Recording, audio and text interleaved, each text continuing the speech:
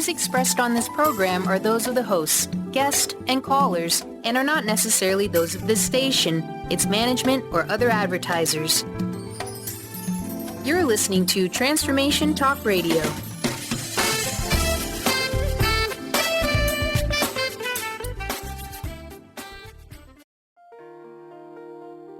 What do you do when you have time on your hands? Lots of it. This is a real challenge in retirement. What do you do with all those hours? Decide to be your own boss and move forward with zero guilt and zero regrets. Tune in to Fresh Courage Radio. It's your time to shine with host Sharon Rolph on Transformation Talk Radio. We all have something special to share with the world, but many of us fail to use our innate talents to the fullest possible potential. Communities, cities, and nations grow stronger when everyone brings forward their unique gifts and talents to build and to create. We're creating with a freedom we never had before. It's not a trap. It's not a dream. You really are free. Time is your key to unlocking a life kept in waiting. Let's get started. There's no time to waste on Fresh Courage Radio with Sharon Rolph now. Hi, I'm your host, Sharon Rolph, and you are listening to Fresh Courage, coming to you on the Transformation Talk Radio Network. And we're here with Fresh Courage. It's your time to shine, to help you live wholeheartedly, to enjoy everything, to live boldly and with meaningfulness. And when our lives, in our lives, we have choices we can make, and we can either be grateful or we can live from our ego. We can live from what we have or what we want. Old versus limiting ourselves. Can't versus how can I? Maybe even being isolated or considering who else is lonely. So my guest today is Dr. Sarah Zeff-Geber. She's a life planning expert and certified retirement coach with a PhD in counseling and human behavior. Welcome to Fresh Courage, Sarah. Thank you, Sharon. Happy to be here. Good. I've asked Sarah to be here because we've all been single at some point and will be again sometime in our life. We were born single and we'll probably die single. But there is Dr. Sarah Zeff-Geber has done a lot of research on the difference of whether we go into our retirement years with children or not having children, because there's a big difference between how we need to look and plan for our life. So, Dr. Sarah, what are we going to learn today? Well, I'm going to talk a lot about solo aging, which is what I call people who are aging without the kind of a safety net of adult children. Mm-hmm. And I call those in that category, including myself, solo-agers. And I got very, very interested in solo aging when I looked around me about 10 years ago and I saw that most of my contemporaries were spending a tremendous amount of time taking care of their aging parents. They were flying all over the country. They were trying to arrange things long distance, or if local, they were spending a lot of time with those parents, doing just a whole host of things that probably no one else would be doing. Now, since my husband and I don't have kids, I said to him one day, I'm noticing this going on around us, even though our parents aren't still alive. But who's going to do that for us? Mm-hmm. Of course, the answer was, well, there's nobody that's going to do that for us. Then I started to look into how widespread that potential problem is and discovered that almost 20% of baby boomer women did not have children. Now, that comes from a 2010 Pew Research study, and the actual number is 19.4%. But, kind of rounding that up a little bit, if you look around you, 1 in 5 of the baby boomer women you see does not have her own children. Some of them may be raising or may have raised stepchildren and be close to them, but there really is no actual replacement often for your own children in terms of helping you as you get older. So we have to come up with some unique ways and plan ahead so that we won't be isolated and lonely in our later years, and that we will have the relationships that nurture us throughout our life, continuing into our later life. So that's some of the stuff that I'm going to be talking about today. Okay. And why is this important, Sarah? Why is it important? Well, for many of the reasons that I just elaborated on. I think there is no real instinctive safety net for us. We may not want to be a burden on our children as we get older, and I hear countless of my own contemporaries say that to me. Even though they may have kids, they don't want to be a burden on those kids. But when push comes to shove, adult children generally rush in and do what needs to be done. But if there are no adult children available for that, then we're going to have to make some other arrangements, either with other people we're related to or with people that we have actually hired to do that for us. Okay. So let's start then by defining solo aging. Solo-agers are people who do not have children or who are aging alone for other reasons. Some people have children, but they are living 9,000 miles away, or they're they may be estranged. There's all kinds of reasons these days why. Okay, thank you for coming back to Transformation Talk Radio and Fresh Courage.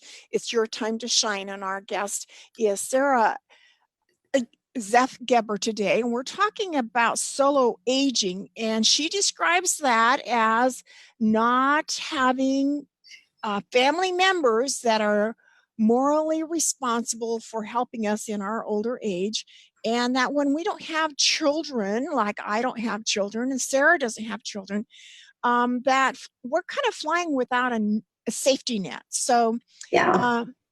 So Sarah has, let me just mention that she was a recent recipient of the 2018 Influencers in Aging designation by PBS program Next Avenue, and is a regular contributor to Forbes magazine. So our solo agers, Sarah mentioned that there's 20%, 1 in 5 women, baby boomers, never had children. So are we actually more vulnerable to isolation and loneliness as we get older, Sarah? Well, I think so, because the people that are the most prevalent in the lives of older adults are their grown kids and grandkids. If you look around you, that's what you'll see, both in retirement communities and for people who are living on their own. When I ask people that are in management at retirement communities who they see coming to visit their residents, they say it's mostly the adult children. Sometimes other family members, of course, grandkids, and occasionally a sibling. So if you don't have children, it's a great time to start kind of taking stock of what your key relationships are, and especially those with younger people, maybe with nieces or nephews, and starting to have some critical discussions with them about what you want as you get older.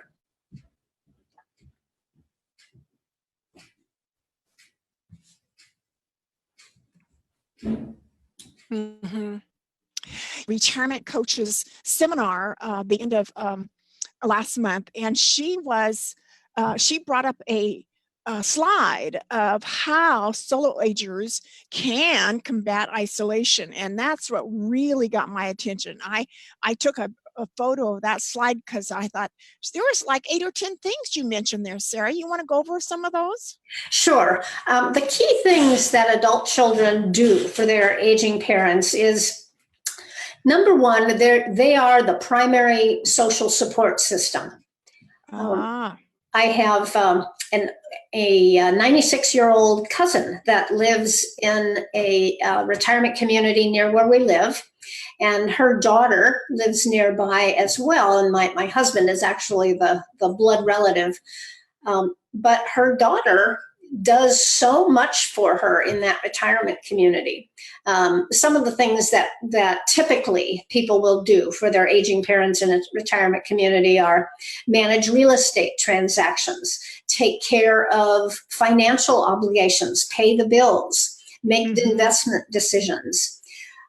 We all think that we're going to be able to continue making those kinds of decisions and handling those kinds of things as we get older, because we don't see ourselves losing cognitive ability. But it happens. It just becomes very, very difficult for older people to manage that. Ask anyone in their mid-90s, and they will tell you it's just not as easy as it was. So in a lot of cases, the adult children take over those functions. A lot of shopping, picking up prescriptions, going to doctor's appointments. Many times, as people get older, they find reason to give up their driver's license. First, night driving becomes difficult. And then their vision starts to deteriorate to the extent where even daytime driving doesn't feel particularly safe. So that happens to many, many people. You may well know a 90-something-year-old who is still driving. I've met a couple, but that's the exception, not the rule. So all of those kinds of things are often assisted or taken care of by the adult children. Boy, that's a big list, isn't it? It is a big list. Yeah. So let's talk some more about that isolation. Do you find that the nieces or children in those senior living situations also help the older people keep socially active? Generally, that only occurs if the arrangements have been made ahead of time. So now, while if you are a listener in your 50s or 60s or 70s, and you're still feeling good and have some connections with your nieces and nephews, you may not feel any sense of urgency now, but I would strongly encourage you to have the conversations with your nieces and nephews. Tell them what your plans are for the future. Do you plan to age in your home? And if so, how are you going to get help in there when you need it? You may want to ask a niece or a nephew to check in with you on at least a monthly basis, just to see how you're doing. And if they notice any changes, to call your attention to it, and then maybe set up a connection with your primary care physician or your financial advisor or your estate attorney, because these are all people that we typically hire to help us out, both while we're in the prime of life and when we may be impaired and no longer able to do the same kinds of things that we're doing as a middle-aged person. So start early is my recommendation, and talk to your nieces and nephews or a younger sibling or a very dear friend. That the problem with very dear friends is that they're usually our contemporaries, and we really don't know who's going to need help first. So I often tell people it's a great idea to expand your circle of friends to include younger people, however and wherever you can. I know for me, I have done that through a book group that I belong to. When I first started doing this work, I realized that my own circle of friends were all my contemporaries. And through this book group that I've been involved with for about 3 years now, I now have women friends who are in their 40s. And as we get closer and learn more about each other's lives, they will be candidates of people to help me with things as I age. Mm-hmm. So I think you've mentioned a couple things how we can guard against this isolation and loneliness. Did you have some more ideas on that? The best way we can guard against it is to really reinforce and nurture our, what I call our social support system. Mm-hmm. So those people that you do consider close friends, and people around you that are family, if you have family living near you, begin the conversations now about how you are concerned about being isolated as an older adult, and start talking to them about how you can prevent that, how they can help you prevent that. When I'm coaching people, I often encourage them to consider moving to be closer to family. Mm-hmm. If you don't have family, consider strongly the potential for joining a senior housing community of some sort. They come in all different flavors, and the closer you can come to living in a community where people see each other regularly and have constant contact with one another, it's so much better than aging in your single family 2-story home on a cul-de-sac somewhere where no one ever sees anybody else because they go in and out of their garages and there's no opportunity for discussion. Mm-hmm. So I have in my in the talks that I do, I often have people that come from senior centers where they find a great deal of activity and opportunities to interact with a variety of people. Mm-hmm. Certainly the staff is often younger than many of the people who visit the center, but there are also a variety of ages of people visiting the center. I have, through senior centers, I have met people who live in wonderful mobile home parks, and I have become a big fan of mobile home parks.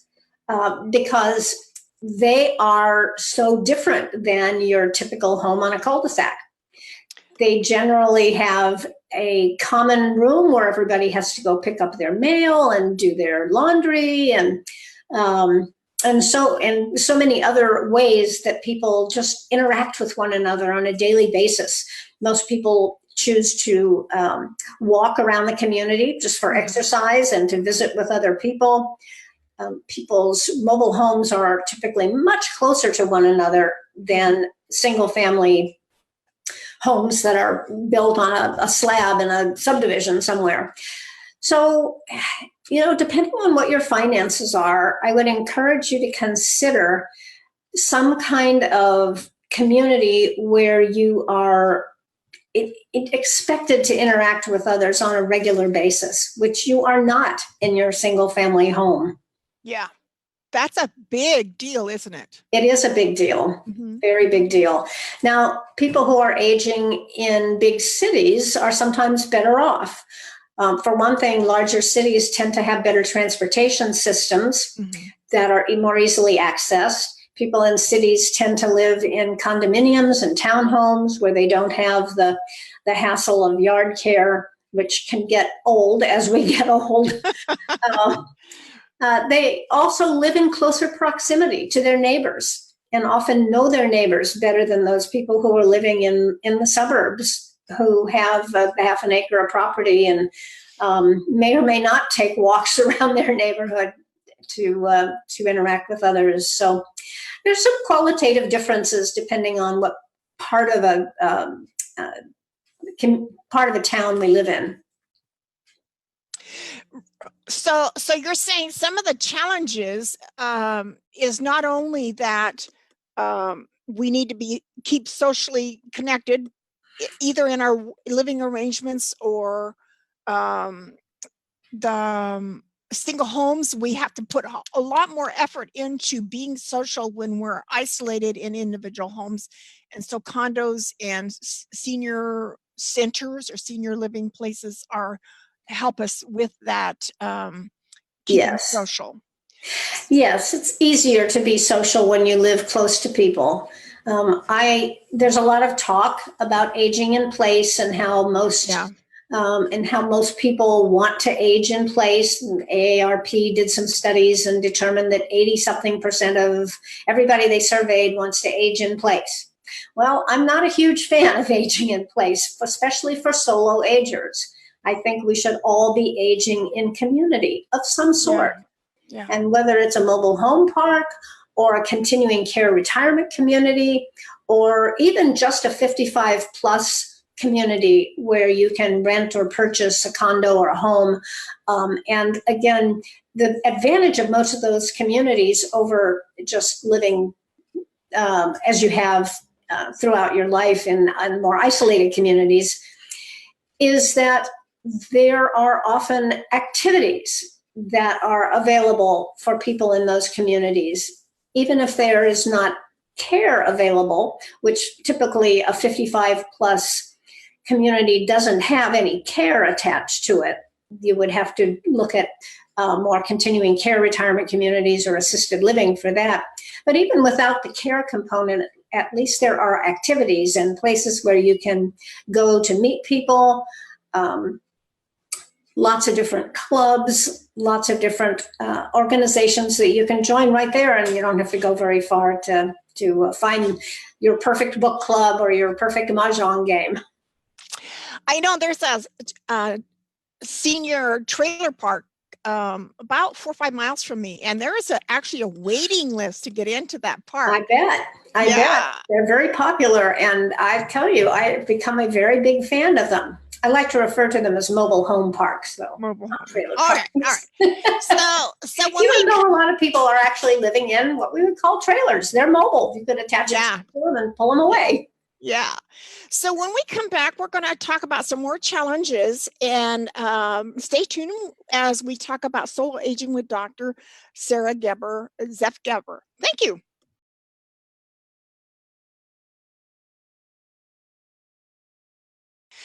So you are listening to Fresh Courage on Transformation Talk Radio, and this is Sharon Rolph, and my guest is Dr. Sarah Zeff Geber, who's written a book called The Essential Retirement Planning for Solo-Agers, a Retirement and Aging Roadmap for Single and Childless Adults. And she's also a contributor to Not Your Mother's Retirement Book and Live Smart After 50. So, Sarah, we were talking about some important challenges. You want to recap those for our audience? Yeah, I think if I were to just in a nutshell say what the 3 most important challenges are for solo-agers, it would be housing, care, and social connections. So attending to those 3 and making sure you have those covered as best you can as you get older, I think is very important, more important for solo-agers probably than for parents. Mm-hmm. Mm-hmm. And what about if we feel like we kind of got things covered with long-term care insurance? Does that enter into this? Does it improve it? Well, it does. Okay.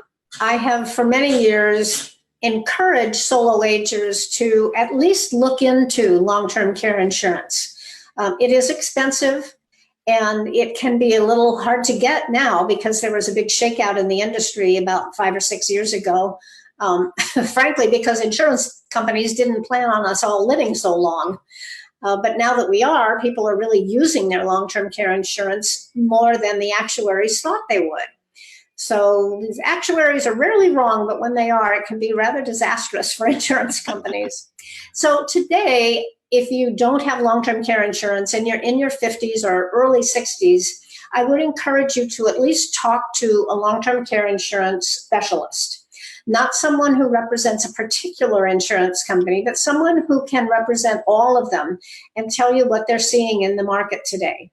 There are now some hybrid policies that include a hybrid between life insurance and long-term care insurance. And I am not an expert in that area, so I can't go much further in explaining what that is. But again, it's something to talk to your financial advisor about, and to a long-term care insurance specialist. And talking to a long-term care specialist wouldn't necessarily impact these three important challenges, right? No, long-term care insurance is taking it. Well, actually, it does. It impacts the care portion of that, because we need to understand how we're going to finance our care, as well as make a determination about where that care is going to come from. Okay.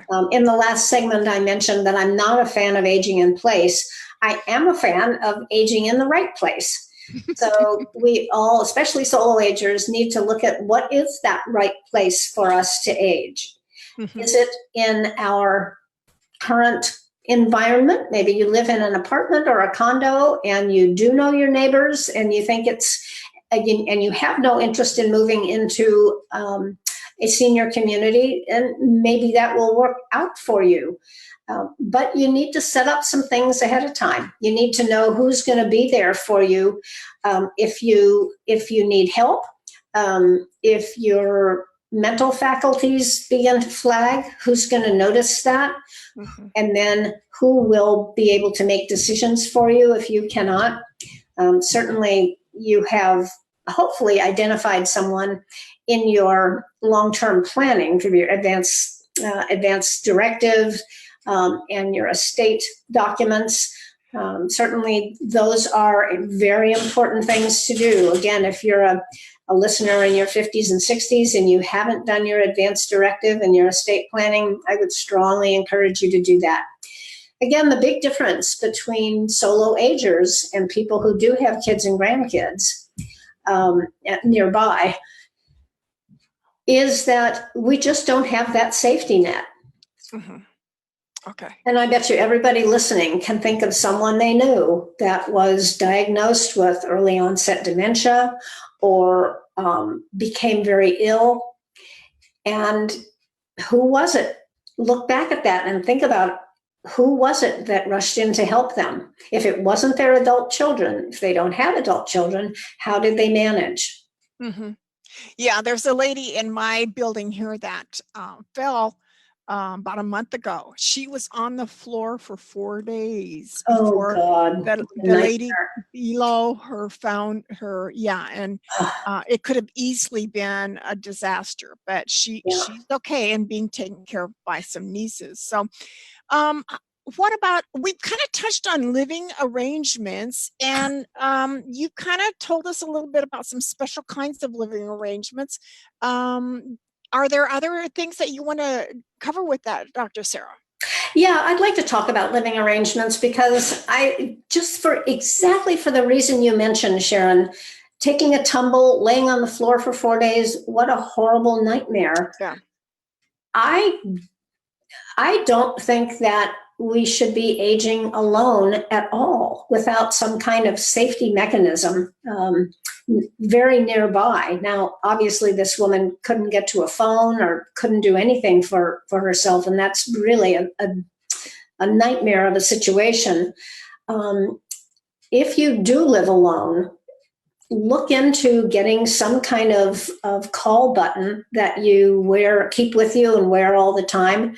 I think a better solution is to think about how you might be able to live in your later years with people you love. Yeah. I'm betting that there are a lot of people listening to this show who have friends about their own age that probably live in similar circumstances. Think about what it might be like to live with some of your friends, either in a large home or in adjacent apartments, or in a senior community where you can still continue to enjoy each other's company for as long as you both live. I really encourage that. I sometimes like to talk about aging with your besties or with your BFFs. And I think that's a good solution, especially for women. There are a lot of organizations today that facilitate home sharing. So you may have a home that you have several empty bedrooms that could be rented out to other people who are either your own age or maybe to younger people who need a break in the rent in exchange for some maintenance around the house. Those are all very doable kinds of arrangements. Home sharing has become more and more popular for older adults, and I am a big, big fan of that. I think anytime we can arrange to spend more quality time with the people we love and deepen those bonds, because we just really don't know who's going to need help and care, and when we're going to need it. So in getting ready for this show, I found some websites that might be something worth looking at. Let's Share Housing is a housemate service in the Portland, Oregon area. There's companies like Silver Nest and Roommates for Boomers that do charge you a fee for matching older renters and homeowners. Another idea is Let's Share Housing Meetup Group. And there's actually a sharehousing.com that explores thorny issues like politics and religion to match people as well. So I really like your idea of the mobile home parks and that kind of thing too. So let's see. Let's talk then. You've got a book that might be a resource to people, and you want to mention that now, Sarah? My Essential Retirement Planning for Solo-Agers. Yes, that is a book that I wrote and was published by Mango Publishing in 2018. It's been out for about a year and a half now. And it's really a primer for and about solo-agers, starting with why there's so many of us, which you can kind of figure out if you look at what was going on in the late 60s and early 70s when most of us were making decisions about careers and kids and whatnot.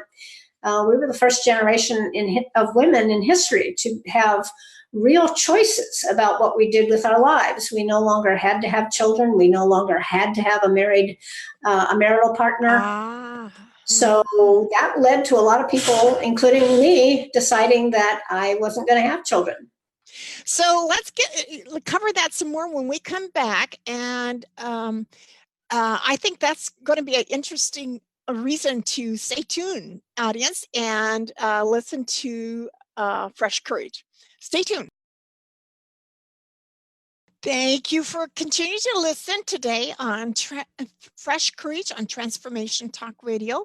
And this is Sharon Rolph with my guest today, Sarah Zeff-Geber. And her website is SARAZEFFGEBER.com. And you will want to check out her website because she's got lots of freebies out there to help you with your planning for decision making, like leaving a legacy or your relationship evaluation worksheet. She's got a worksheet on the criteria for living outside the home, and even for age-friendly homes, because a lot of thought has been given into how to make our homes safer for older people. And let me also mention those websites about sharing housing. Let's Share Housing, Let's Share Housing Meetup Group, Silver Nest Company, and Roommates for Boomers, and sharinghousing.com. So Dr. Sarah, tell us, what should we solo-agers do this next week or this next month without delay? Or our friends help our solo-agers that we know do something, soon in this planning process? I think that the thing that everyone needs to start doing sooner rather than later is start talking about this. Talk about it with your friends, talk about it with your family. If you have family around, especially if you have family around, but everybody ought to be doing that, whether they're solo agers or whether they have 5 kids and 18 grandkids. People need to talk about what they expect in their future. And as we get older, we need to really acknowledge the fact that we may, in fact, need some help at some point in our lives. And who is that going to come from? So begin to talk about these things with your family and with other friends, especially friends who are in the same boat, because once they warm up to the idea of talking about it, I think they're going to want to. I think they'll want to engage with you to talk about all the different possibilities for how they can stay safer and happier and busier and free from isolation in their older lives, their older years. More vibrant. Yeah. So just to recap again, you said in the last segment that the reason this is such a new discussion for so many of us is that the boomers now have more choices, and there's more of us without children. So just touch on that one more time. This is a new culture for us. Well, the boomers have had lots more choices than their parents throughout their lives. And the choice that I was alluding to that led to so many boomers not having kids is in the mid 60s, the pill came out. And by the late 60s and early 70s, pretty much every woman I knew was on the pill. And we could regulate very exactly when and whether we were going to have kids. So choosing not to have kids depended on having reliable birth control, for starters. But the other big factor was that in the late 60s and throughout the 70s, a lot of doors that had previously been closed to women for higher education and for better jobs, better paying jobs, moving up the hierarchy in an organization, being let into some of the better universities in the country, that was all very new. Women were quite limited back in the 20s and 30s and 40s. Our mothers just simply did not have the opportunities that we did in the 70s. And beyond. So it's those kinds of choices that we made early on that have kind of created our lives and what's in them today. Mm-hmm. So whether you feel like you made a mistake not having kids or made the right choice, it really doesn't matter, because you can't undo it and make a new choice now.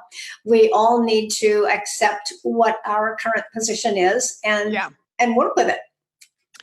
So let me mention that my website is effortlessvitality.org, and I do YouTubes on a weekly basis, vlog, I guess I call it, and I'm on Facebook and LinkedIn. So Sarah, what about your social media? I'm on Facebook and LinkedIn also, and I want to just hold up a copy of my book so you can see what it looks like, and you can also see my name down there. My website, sarahzeffgeber.com, has a lot of the free giveaways that Sharon mentioned. They're in the form of worksheets that you can use as guides for discussion with others that are around your same age and maybe also solo-agers. And for your own planning, one of my favorite ones is the Change and Adaptability Quiz. And in fact, it's the most popular one that people request, because you'd simply go to my website and request it, and I send it to you. But it is probably the most popular one, because that's really what successful aging takes, is the ability to make changes and be adaptable to the things that happen to us as we get older. So you're still actively engaged in research and retirement coaching, is that right? Yes. What was the last thing you said? Research and retirement coaching? Oh, yes. I still do retirement coaching. I do a lot of speaking to raise awareness about solo aging. I think it's one of the it's something that people just don't acknowledge until they hear from me or someone that 20% of boomers don't have kids. It's just a big aha for people when they realize that. And, almost anywhere I go and anybody I talk to, if they aren't solo-agers, they know someone or have a sibling who's a solo-ager. It's pretty hard not to know someone who is in that category. Is there anything that you're working on that maybe we could help contribute to? Gosh, nothing that I can think of right offhand. At the moment, I am just doing a lot of different media appearances. Again, my quest right now, my reason for getting up in the morning is to promote the idea that solo-agers are prevalent among us, and that we need to do some additional thinking about where we're going and who we're going to go with into our later years.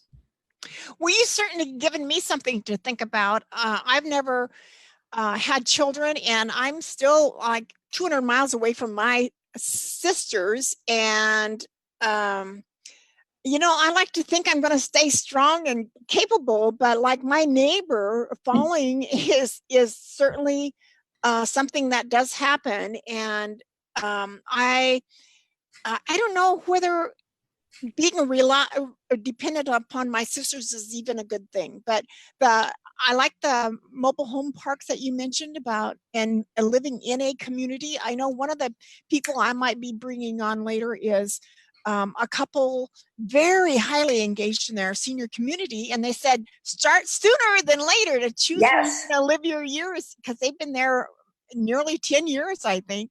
Yes. And very interesting people. Anything else you want to add to how people can either find your book or your website? I don't think there's anything more to add from that. My book's very available on Amazon. You can find it through my name or the name of the book. It's also available through Barnes & Noble and other online outlets.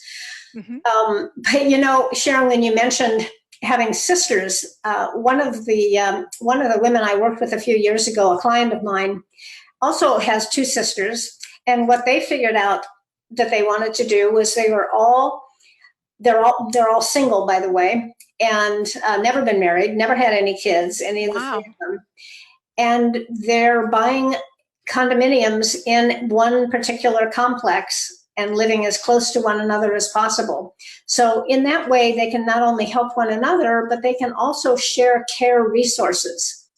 And that's something else that solo-agers can think about when they join forces with their besties or other people that they meet in meetup groups that want to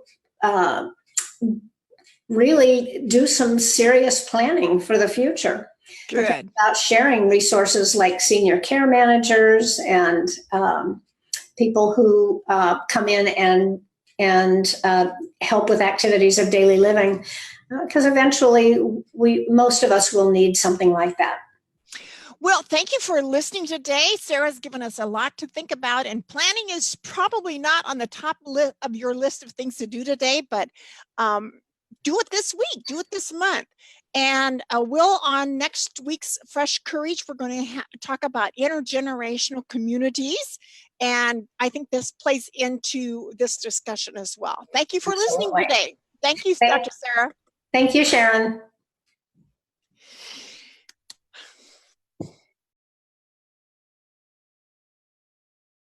Ready to take some liberties and call some shots? I know I am. Join in next week on Fresh Courage Radio. It's your time to shine with Sharon Rolph on TransformationTalkRadio.com. If you still need some inspiration, let your curiosity lead you. Many still find their lives ruled by the clock, but you forge your own path.